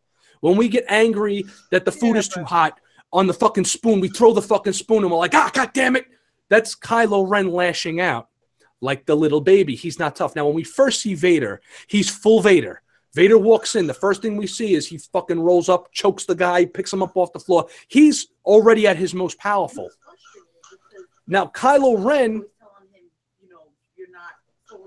All right, then Miss Bell raises a good point. My wife's in the room right now. She says that he's also frustrated because he's not at his full potential, and you got Snoke constantly in his ear, pointing it out.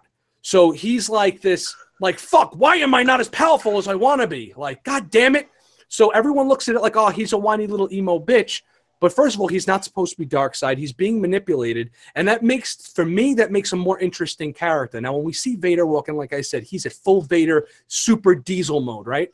But we're not seeing the full diesel Kylo Ren. We're seeing Kylo Ren is really the Luke in this movie. This is like, Kylo Ren is like the Luke, but from the dark side perspective.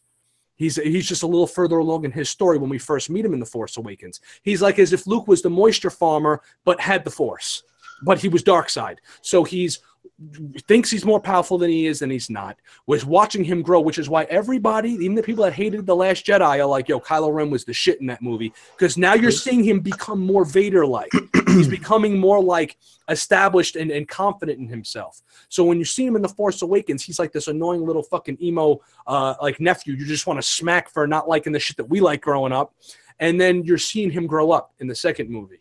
So he's not as diesel as Vader, and he's not going to come off as cool. Just like when we first saw Darth Maul, and I fucking hated The Phantom Menace. When we first see Darth Maul, he's awesome. Awesome design, flipping around, doing all kinds of cool shit. And it's like, yo, this guy's a badass. When you first see Kylo Ren, he stops the bullet blast, and you're like, all right, this guy's kind of diesel.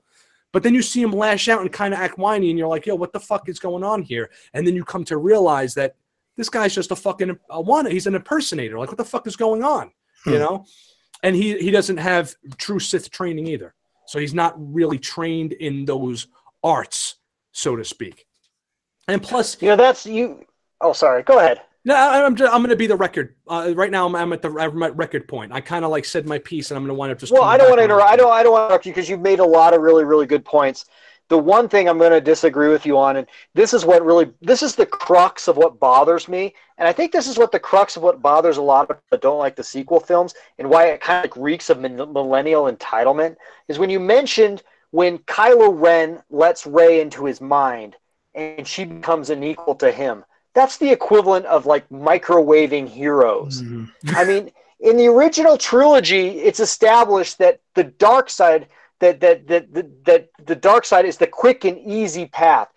Going to the light side, being a good Jedi requires years, if not decades, of discipline and hard work.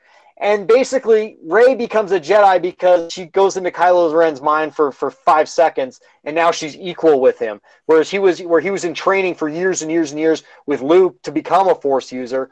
I think that's what bothers people so much about these films is that it's just like I said, it just reeks of millennial entitlement. I don't want to say millennial. I'm being very stereotypical. I don't say all millennials are entitled or anything like that. I know a lot of really hardworking millennials, but I mean that's sort of the stereotype. It just reeks of that stereotype that just kind of sickens me, to be honest. And that's why that's why this film, in so many ways, and in other points in The Last Jedi, just completely just take a steaming pile of shit on what was so awesome about the original trilogy. Yeah, and you know, it's just like you said. I'm just gonna piggyback off that of what you said, Knick-Knack, and it's just how I feel. It's just like with just a touch, you become powerful. I mean, that's just poor writing. It's just a cop out in my opinion. If that is the case, that what happens, because what like there's no build up. That's why you can't relate to Rey. You can relate to Kylo. Yes, I agree with Rob what he said about that. But with Rey, I can't feel for her. I don't have any connection because I just can't touch the car and learn how to drive when I'm 17. You know, it's just I have to practice. Well, check this out, too, guys. You're not. I'm not trying to cut you off by any means because you guys are totally. I'm on board with you here, but we got to think of modern. Unfortunately, we have to think of modern movie making in general as well. Now, the producers of the film, look, in a perfect world, we get to see Rey grow the way we saw Luke grow, and then everyone will say, "Oh, she was Luke basically the whole fucking time," and we see the exact same story. So the fact that she copied his mind over didn't bother me because it's like, oh, here's a new Force thing. We're seeing new Force users and new ways to use the Force that we never had before. She didn't copy his mind. Unfortunately, when he peeked into her head, he fucked up, and it worked that way. That's how I saw it. I saw it as like a fault in Kylo and not Rey being all powerful. It's just Kylo fucked up and let his guard down. That's how I saw it. Well, I mean, let's see, the Jedi Order existed for 25,000 years, though, prior to the original films. I mean, if they could just, I mean, why didn't Yoda just train everyone like that? And then they wouldn't have had to mess around with all that lightsaber and all that training crap. Yoda was around for 1,000 years, right? And he didn't know how to Force Ghost until fucking they had to make Qui-Gon useful by making him the guy that makes everybody a Force Ghost. And that was established in the Clone Wars, a cartoon that I'm not even that crazy about. So there was things that even Yoda didn't know. Okay, so we're looking at this with old eyes, and I'm with you guys. I like slow storytelling. I think storytelling in the 70s and 80s was much better than it is nowadays because they had to rely on actually telling stories and not on special effects from a movie making perspective. So I'm there with you guys, but also we have to realize that these are movies for kids. It's just that the modern movie going audience doesn't have time for that. I don't have time to wait and see Rey fucking train with Yoda in Dagobah. I need to see her be a fucking badass to yesterday because we just live in a yesterday time period. No. We're all YouTube users. You guys know as well as I do. If you don't get that fucking review up within the first few hours, you go from 10,000 views to 200 if you're lucky.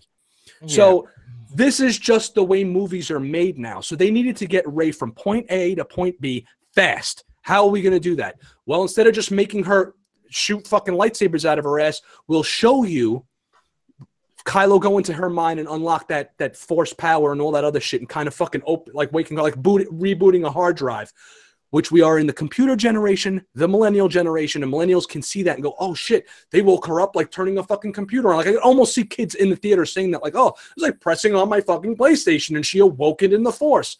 So I get where these guys like characters like Kathleen Kennedy and J.J. Abrams are sitting in the meeting room going, how the fuck are we going to make this accessible to the old crew, to the old people? Because there were things. Look, guys, as much as you want to hate on the Last Jedi and the Force Awakens, we all said there was stuff about these movies that we liked. True. So they're trying as hard as they can to bring us in, but really it's about keeping Star Wars going longevity-wise, and they're writing these movies for a younger generation. And unfortunately, the modern movie making tactics are much fucking different nowadays. Just the approach to how they write a story. Okay, I have to disagree, Rob. Because how does Marvel do it? How does Marvel do it so well? But you know what? That's the key. I think there was no communication between Rian Johnson and J.J. Abrams in between, because I think was something I saw, and then it's proof of it in the Force Awakens. I believe they wanted Rey to be related to the Emperor. And if you look at the beginning part of that saber battle, she kind of does the Emperor's thrust like that. It's kind of like a hint to where, her lineage or whatever. And I think there was no, because Marvel, they communicate between all the directors and everything for, so they can keep the story going. And I think there was, Rian Johnson kind of did his own thing. You know what I mean? And I think because even J.J. Abrams admitted that he had different plans for Rey's lineage and I think they wanted her to be related to the Emperor, and you know.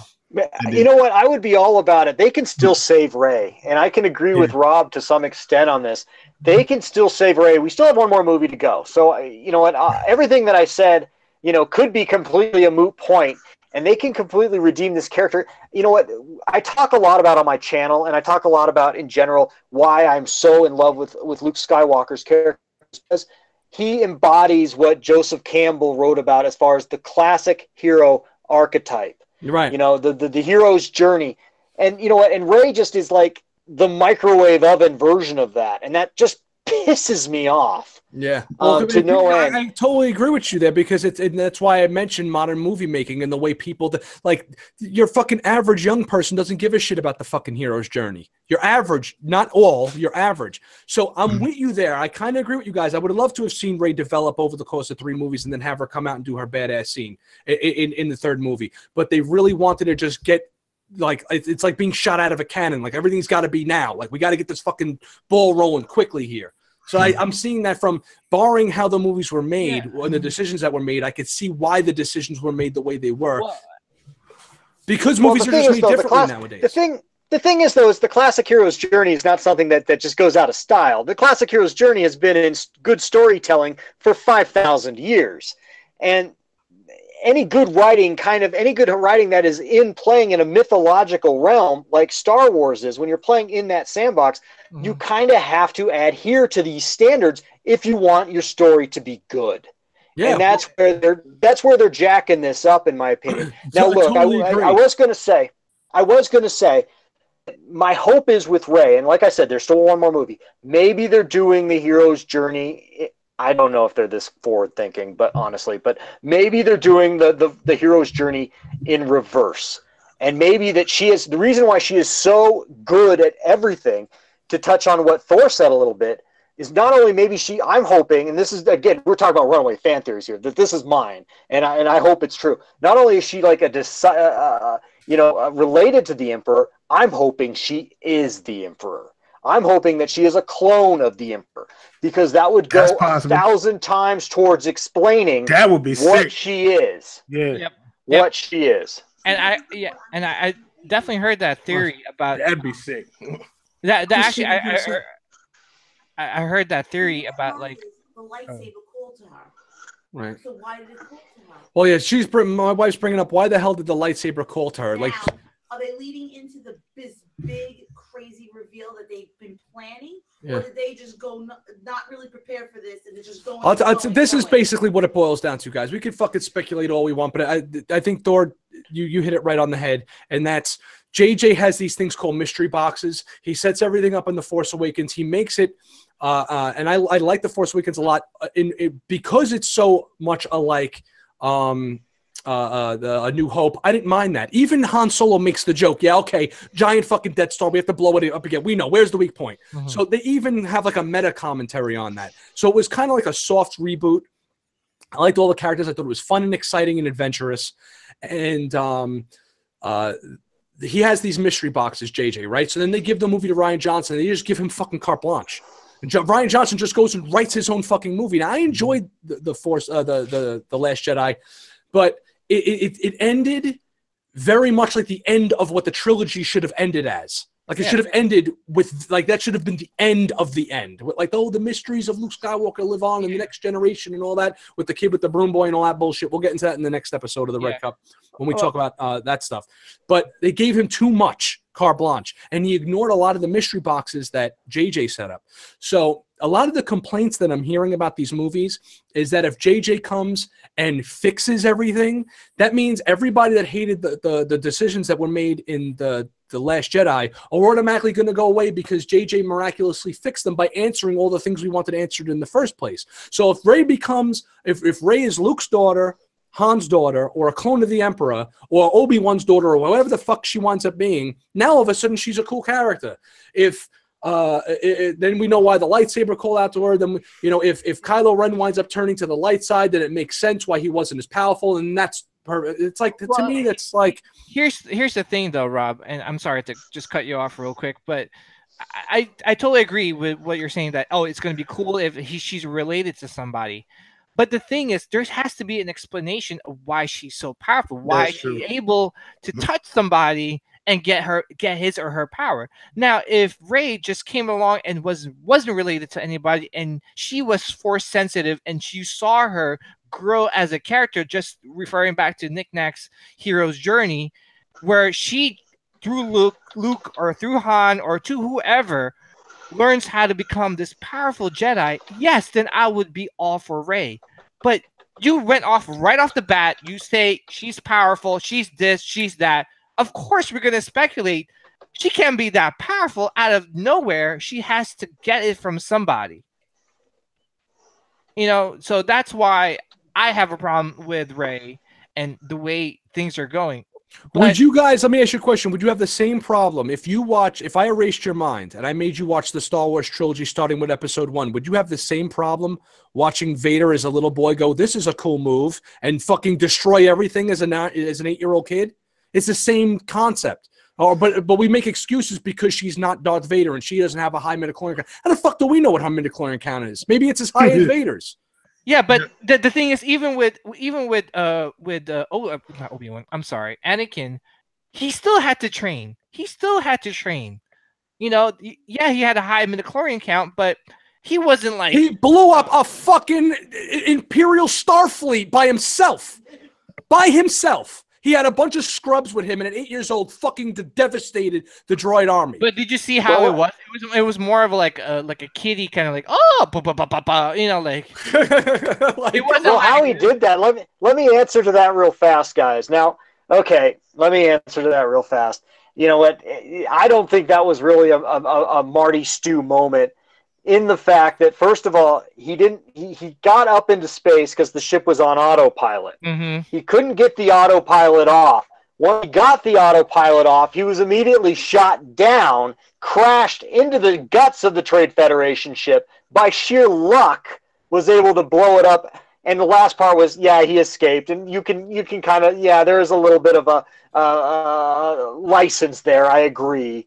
But it wasn't like he was like a badass in that movie by any sense. Yeah, he wasn't He did require 10 years training under Obi-Wan before he was anywhere near what we see Rey at the end of The Force Awakens. And yes, he had a high midichlorian count, but he got his arm chopped off. Like, he acted like so cocky and still got his ass whipped by Dooku.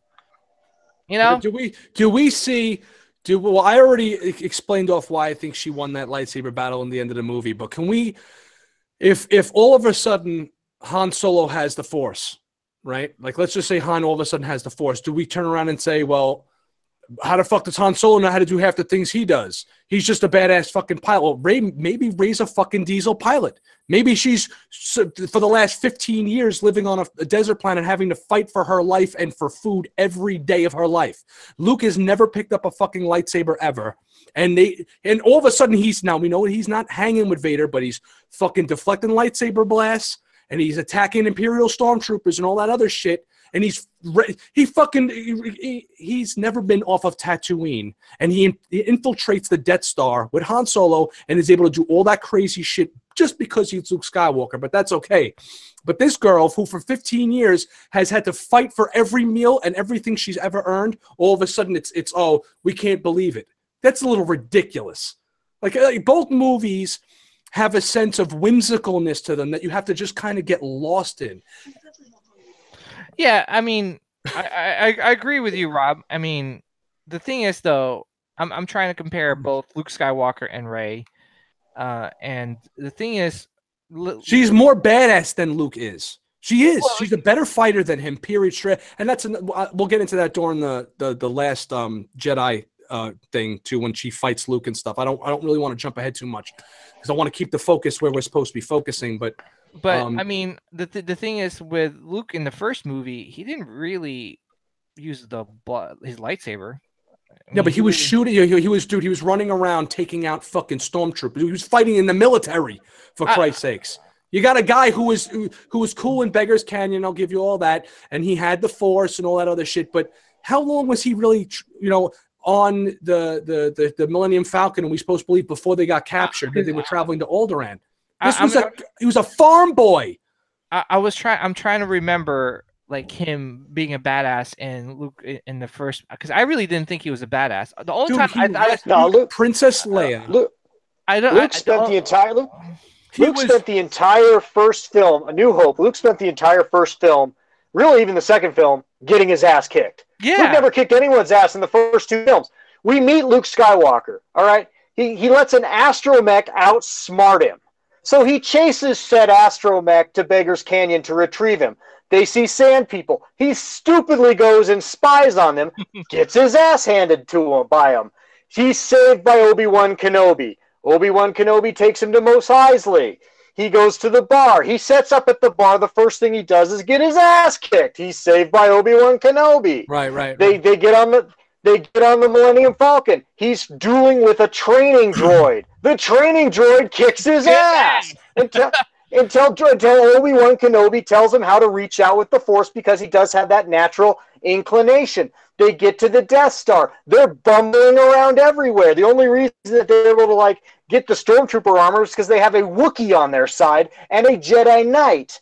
So they're bumbling around the Death Star. It's just a comedy of errors. They actually get told how stupid they are by Princess Leia, because they had a plan to get into the detention area, but they had no clue how to get out. Luke didn't mastermind anything. He wasn't a military guy. He was just bumbling around, and by dumb luck, they managed to get off the Death Star only because Obi-Wan Kenobi sacrifices his life. Later on, he's flying down the trench of the Death Star, which to him is not too different from flying through Beggar's Canyon. It's very similar. That's set up in the writing. And when he goes to put the final kill shot on the Death Star, Darth Vader has him dead to rights, and Han Solo, once again, saves his life so he can reach out with his natural inclinations, guided by Obi-Wan Kenobi's spirit, and lay the kill shot on the Death Star. There's nothing Mary Sue there, or Marty Stew there. That is good writing. That is part of the hero's journey, that his first leg in his journey is just dumb luck sometimes. Yes, got point taken. When you see Rey, she's already a badass. Like, before she even gets the Force Awakened in her mind, she's already a fighter, and someone who's had it, like Miss Bell mentioned before, she's definitely hungrier than Luke. So if you get, she's like a fucking pit fighter that all of a sudden gets the Force unlocked in her mind, she's going to be fucking badass. Could you imagine if Randy Couture woke up and had the Force? I mean, come on, guys. You know, I think the problem is the fact that she becomes this all powerful with just one press of a button. I mean, regardless if they wanted to capture, a younger generation with that, I just with going with Knick-Knack's, what he's saying is just either they have a bigger plan and a bigger explanation later down the line, what Thor said, or it's just poor writing. And the Jedi mind trick, let's not forget that it took her 3 turns to do it. She didn't just do it. It took her 3 chances to do it. Yeah, but yeah, she does it. Remember, I'm going with the premise in my head, not even headcanon, from what I saw, that she had it unlocked the ability to do that from her previous scene with Kylo Ren. So it takes her 3 times to do it. She beats Kylo Ren at the end, but whatever. She's not this she's a badass fighter with melee weapons to begin with. Then she uses the saber. She fights Kylo Ren, whatever. We already established that shit. I don't want to go through this circle. Now, I have to... Do they mention... Can I ask, though, do they ever mention... This is something that I've always wondered, too, because there's no mention of it in the film. Why is she such a good fighter? I mean, just because she lived on... Just because Jakku? But was she ever... Because to be able to do that kind of fighting style, that actually involves years of training, too.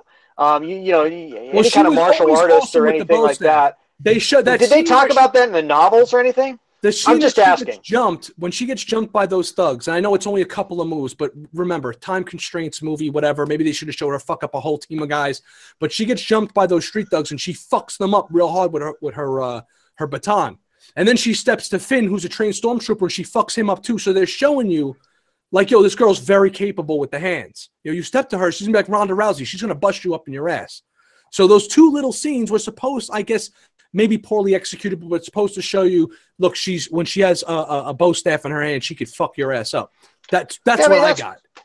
That's great and all, but someone trained Ronda Rousey too. I mean, Ronda Rousey has a backstory. Maybe look, we didn't get a chance to see her train. Like, is it really necessary that we get to see how she grew up? Maybe you gotta compare. Well, I'd like to know. In the bad side of town. Yeah, all right. You got. Opposed to a kid living a cushy lifestyle. This is what Miss Bell puts it. She goes, kid grows up in the bad side of town. Kid grows up in a cushy lifestyle. You have more weight. You have more street smarts. You're more aware. You're more handsy. I know that there are guys that grew up in my neighborhood, and I was one of the more nerdy kids, and I grew up in the street too. And there were dudes that were just fucking street dudes that they never took boxing lessons, but if you fought them in the street, they were knocking dudes out. They were knocking out police officers. And it's like, well, how the fuck did this guy fighting trained police officers? Well, because when he punches you, he's putting his hand through your face. Now, Ray's not doing that, but do we really need to see her at 12 years old fucking training with the staff? I mean, come on now. Product of her environment, basically. You know what I mean? You just got to kind of go like, yeah, she grew up in a really rough, tough neighborhood, and she's just a diesel fighter because she had to be, or she wasn't eating. It was either become a good fighter or don't eat. Right. You know, sometimes you just got to go with shit. Now, I don't want to keep us going any longer. Unless anybody else has something to say, I just want to these aren't the last words for the episode, but I just want to say that I'm glad that everybody got a chance to say what they had to say. And I think this is productive. I think these are the type of conversations that need to go on. I think everybody needs to – I need to reflect on what you guys are saying and kind of go, now maybe they're right, you know? And everyone's got a sense of knowledge about them and bringing something new to the table. And I'm very fortunate to be able to have a show like this and have you guys come on so we could spit fire back and forth to one another. Yeah, I mean, don't get me wrong. I actually like The Force Awakens, not as much as like a lot of the Star Wars movies. I think it ranks definitely better than Episode 2. But for me, I just had some questions which I thought was going to be answered in The Last Jedi. That I think why I still have some gripes with those issues from The Force Awakens because it was never answered in The Last Jedi. Right. Yeah. There was a lot of missed opportunities. See, I like The Last Jedi, but there were a lot of missed opportunities. But by no means is it a perfect film by any chance. Look, we could all agree that none of this and no really movie period is going to be like Empire Strikes Back. Like we can't even hold. No. Let's not even start. We really can't even say like, oh, the originals. Because that's like the Godfather trilogy, except Return of the Jedi was better than Godfather 3. You know what I mean? I don't compare like these new movies to actually any of the other movies because I compare this to its own trilogy, its own standalone trilogy. It's a continuation, yes, but it's its own trilogy. But it doesn't act like its own trilogy. You have Force Awakens, good introduction, good movie. Okay, I'm not taking it away from it. It's a good reintroduction to Star Wars for both old fans and new fans. Okay, but the problem is going forward.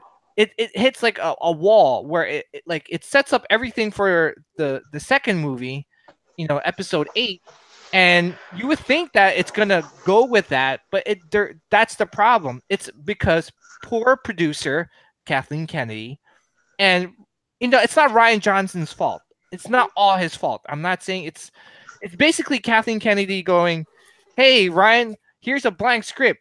Go at it. Here's where that was a mistake. No, totally agree with you guys. That was a mistake. Rian Johnson should have had a sit down with what's his face. J.J. Abrams. Totally agree. And it's just one of those things. It's like, the complaints he probably heard. Rian Johnson was like, "Hey, wait, it's too much of the old trilogy. You know what? I'm gonna be different. Hey, Kathleen Kennedy, I'm gonna do this. What do you think? Oh yeah, I love it." All right, I mean, I'll save that for the next episode, but overall, I like The Force Awakens. I'm not saying it's a bad Star Wars movie. I just had some nitpicks, which I pointed out, and I'm still waiting for those answers. Hopefully, they'll be answered in the last movie of the trilogy. I still have faith. All this, whatever I said, could be totally wiped out by JJ in the last movie. No, PJ, I completely agree with you. Everything that I say here, this is not gospel. I mean, I can have my mind changed. And I want to have my mind changed. Here's the thing is that, what? I spent years on the internet in the early days defending the Star Wars prequels. I've always been the pro Star Wars guy. I have always been the apologist. Yeah. So it's very difficult for me to be in this position. You know what? I've always had Star Wars. No matter what happens in my life, what goes on. If I have a really shitty day, there's always Star Wars. Mm-hmm. Amen. And so Amen. Yes, sir. Having a shitty day, put on Empire. Yeah, I have an investment in True. these films, and I have an investment to want to see them go to fruition. And you know what? I mean, I am the rigid, pissed off, stereotypical, raging fanboy about these films right now. But you know what? Deep down, I want to be like Rob. I want to love these movies. I do. Absolutely want to love these movies. I do. I'm same here, man. When The Last Jedi went, I'm telling you, my wife and I came out of the movie theaters, and I was just like my mouth, like I'm ready to cry. And my wife is like, "Hey, did you like the movie?" And I just wanted to say so bad from the bottom of my heart, I loved it. I liked it. You know, like I always do, because she's seen me throughout the prequels. Hey, did you like the episode 2? Yeah, I liked it. You know, I still liked it because I'm a Star Wars fan. I couldn't say that with The Last Jedi. And like I said, I'll save it for the next episode. Oh boy, we're gonna have to just fucking completely get rid of everything and just do The Last Jedi shit. I just want to say, whoever's in the chat, thank you guys for like, you know, tuning in and hearing. Oh, this has been I've been watching the chat room tonight, guys. We've had one of the best chat rooms tonight. So, yeah, I also want to mention that that bravo. not only has the chat room been blowing up like crazy, but and I know this is gonna sound like it's going to sound like child's play to some people out there, but we broke our all-time viewing record with, I believe, 22 or 23 viewers at one point, and it sustained for a while, so that was great. And please like the video, everybody that's in the chat room right now. There should be 17 fucking likes right there right now. I want to remind everybody to please give us a big thumbs up because it really helps us out. It'll get more people in and more people involved as well. I also want to say I appreciate everybody joining us tonight. Knick-Knack, you're the best friend I never met. You know what I'm saying? And I feel you, brother. I feel you, brother. I feel the same way. You know, I posted tonight on my channel, my Facebook channel for Knick-Knack's Plastic Planet, and I called you my sister channel. And I've always wanted to say that because I'm a broadcasting guy. I've always wanted to have a sister station. Well, you know, Red Cup Review. You guys are gold. It's fucking awesome, man. And Thor, this is great to have you on, brother. This was fucking excellent. Good stuff, man. I'd love to have you back on any fucking time you want to come back on. Man, next time I can, I'll be back, man. I appreciate you having me on, man. It's just return the favor for you coming on open mic, brother. So yeah, man, that's cool. And I stumbled onto your shit by accident too, by the way. I don't even remember if it was through PJ or not, but I remember just being like, hey, there's another guy doing kind of like what I'm trying to do. And it was the Force. It was the Force. It was the fucking thing. This is why fucking Star Wars is the best shit ever. This is why people. Can I just point something out? You know the rule of the Sith? There's always two, no more nor less. You're looking at him. Thor, baby. Dark side, baby. I'm a fucking light side. We're gonna be doing a light side, dark side episode. Maybe me and PJ will do a one-on-one. I definitely gotta be here for that one. No, because it's like me and PJ went over. I'm total fucking light side junkie, and he's a dark side guy. And I know Thor, you're fucking Darth Castle, so he's dark side. Thor, I can speak for him. He's the dark side user too.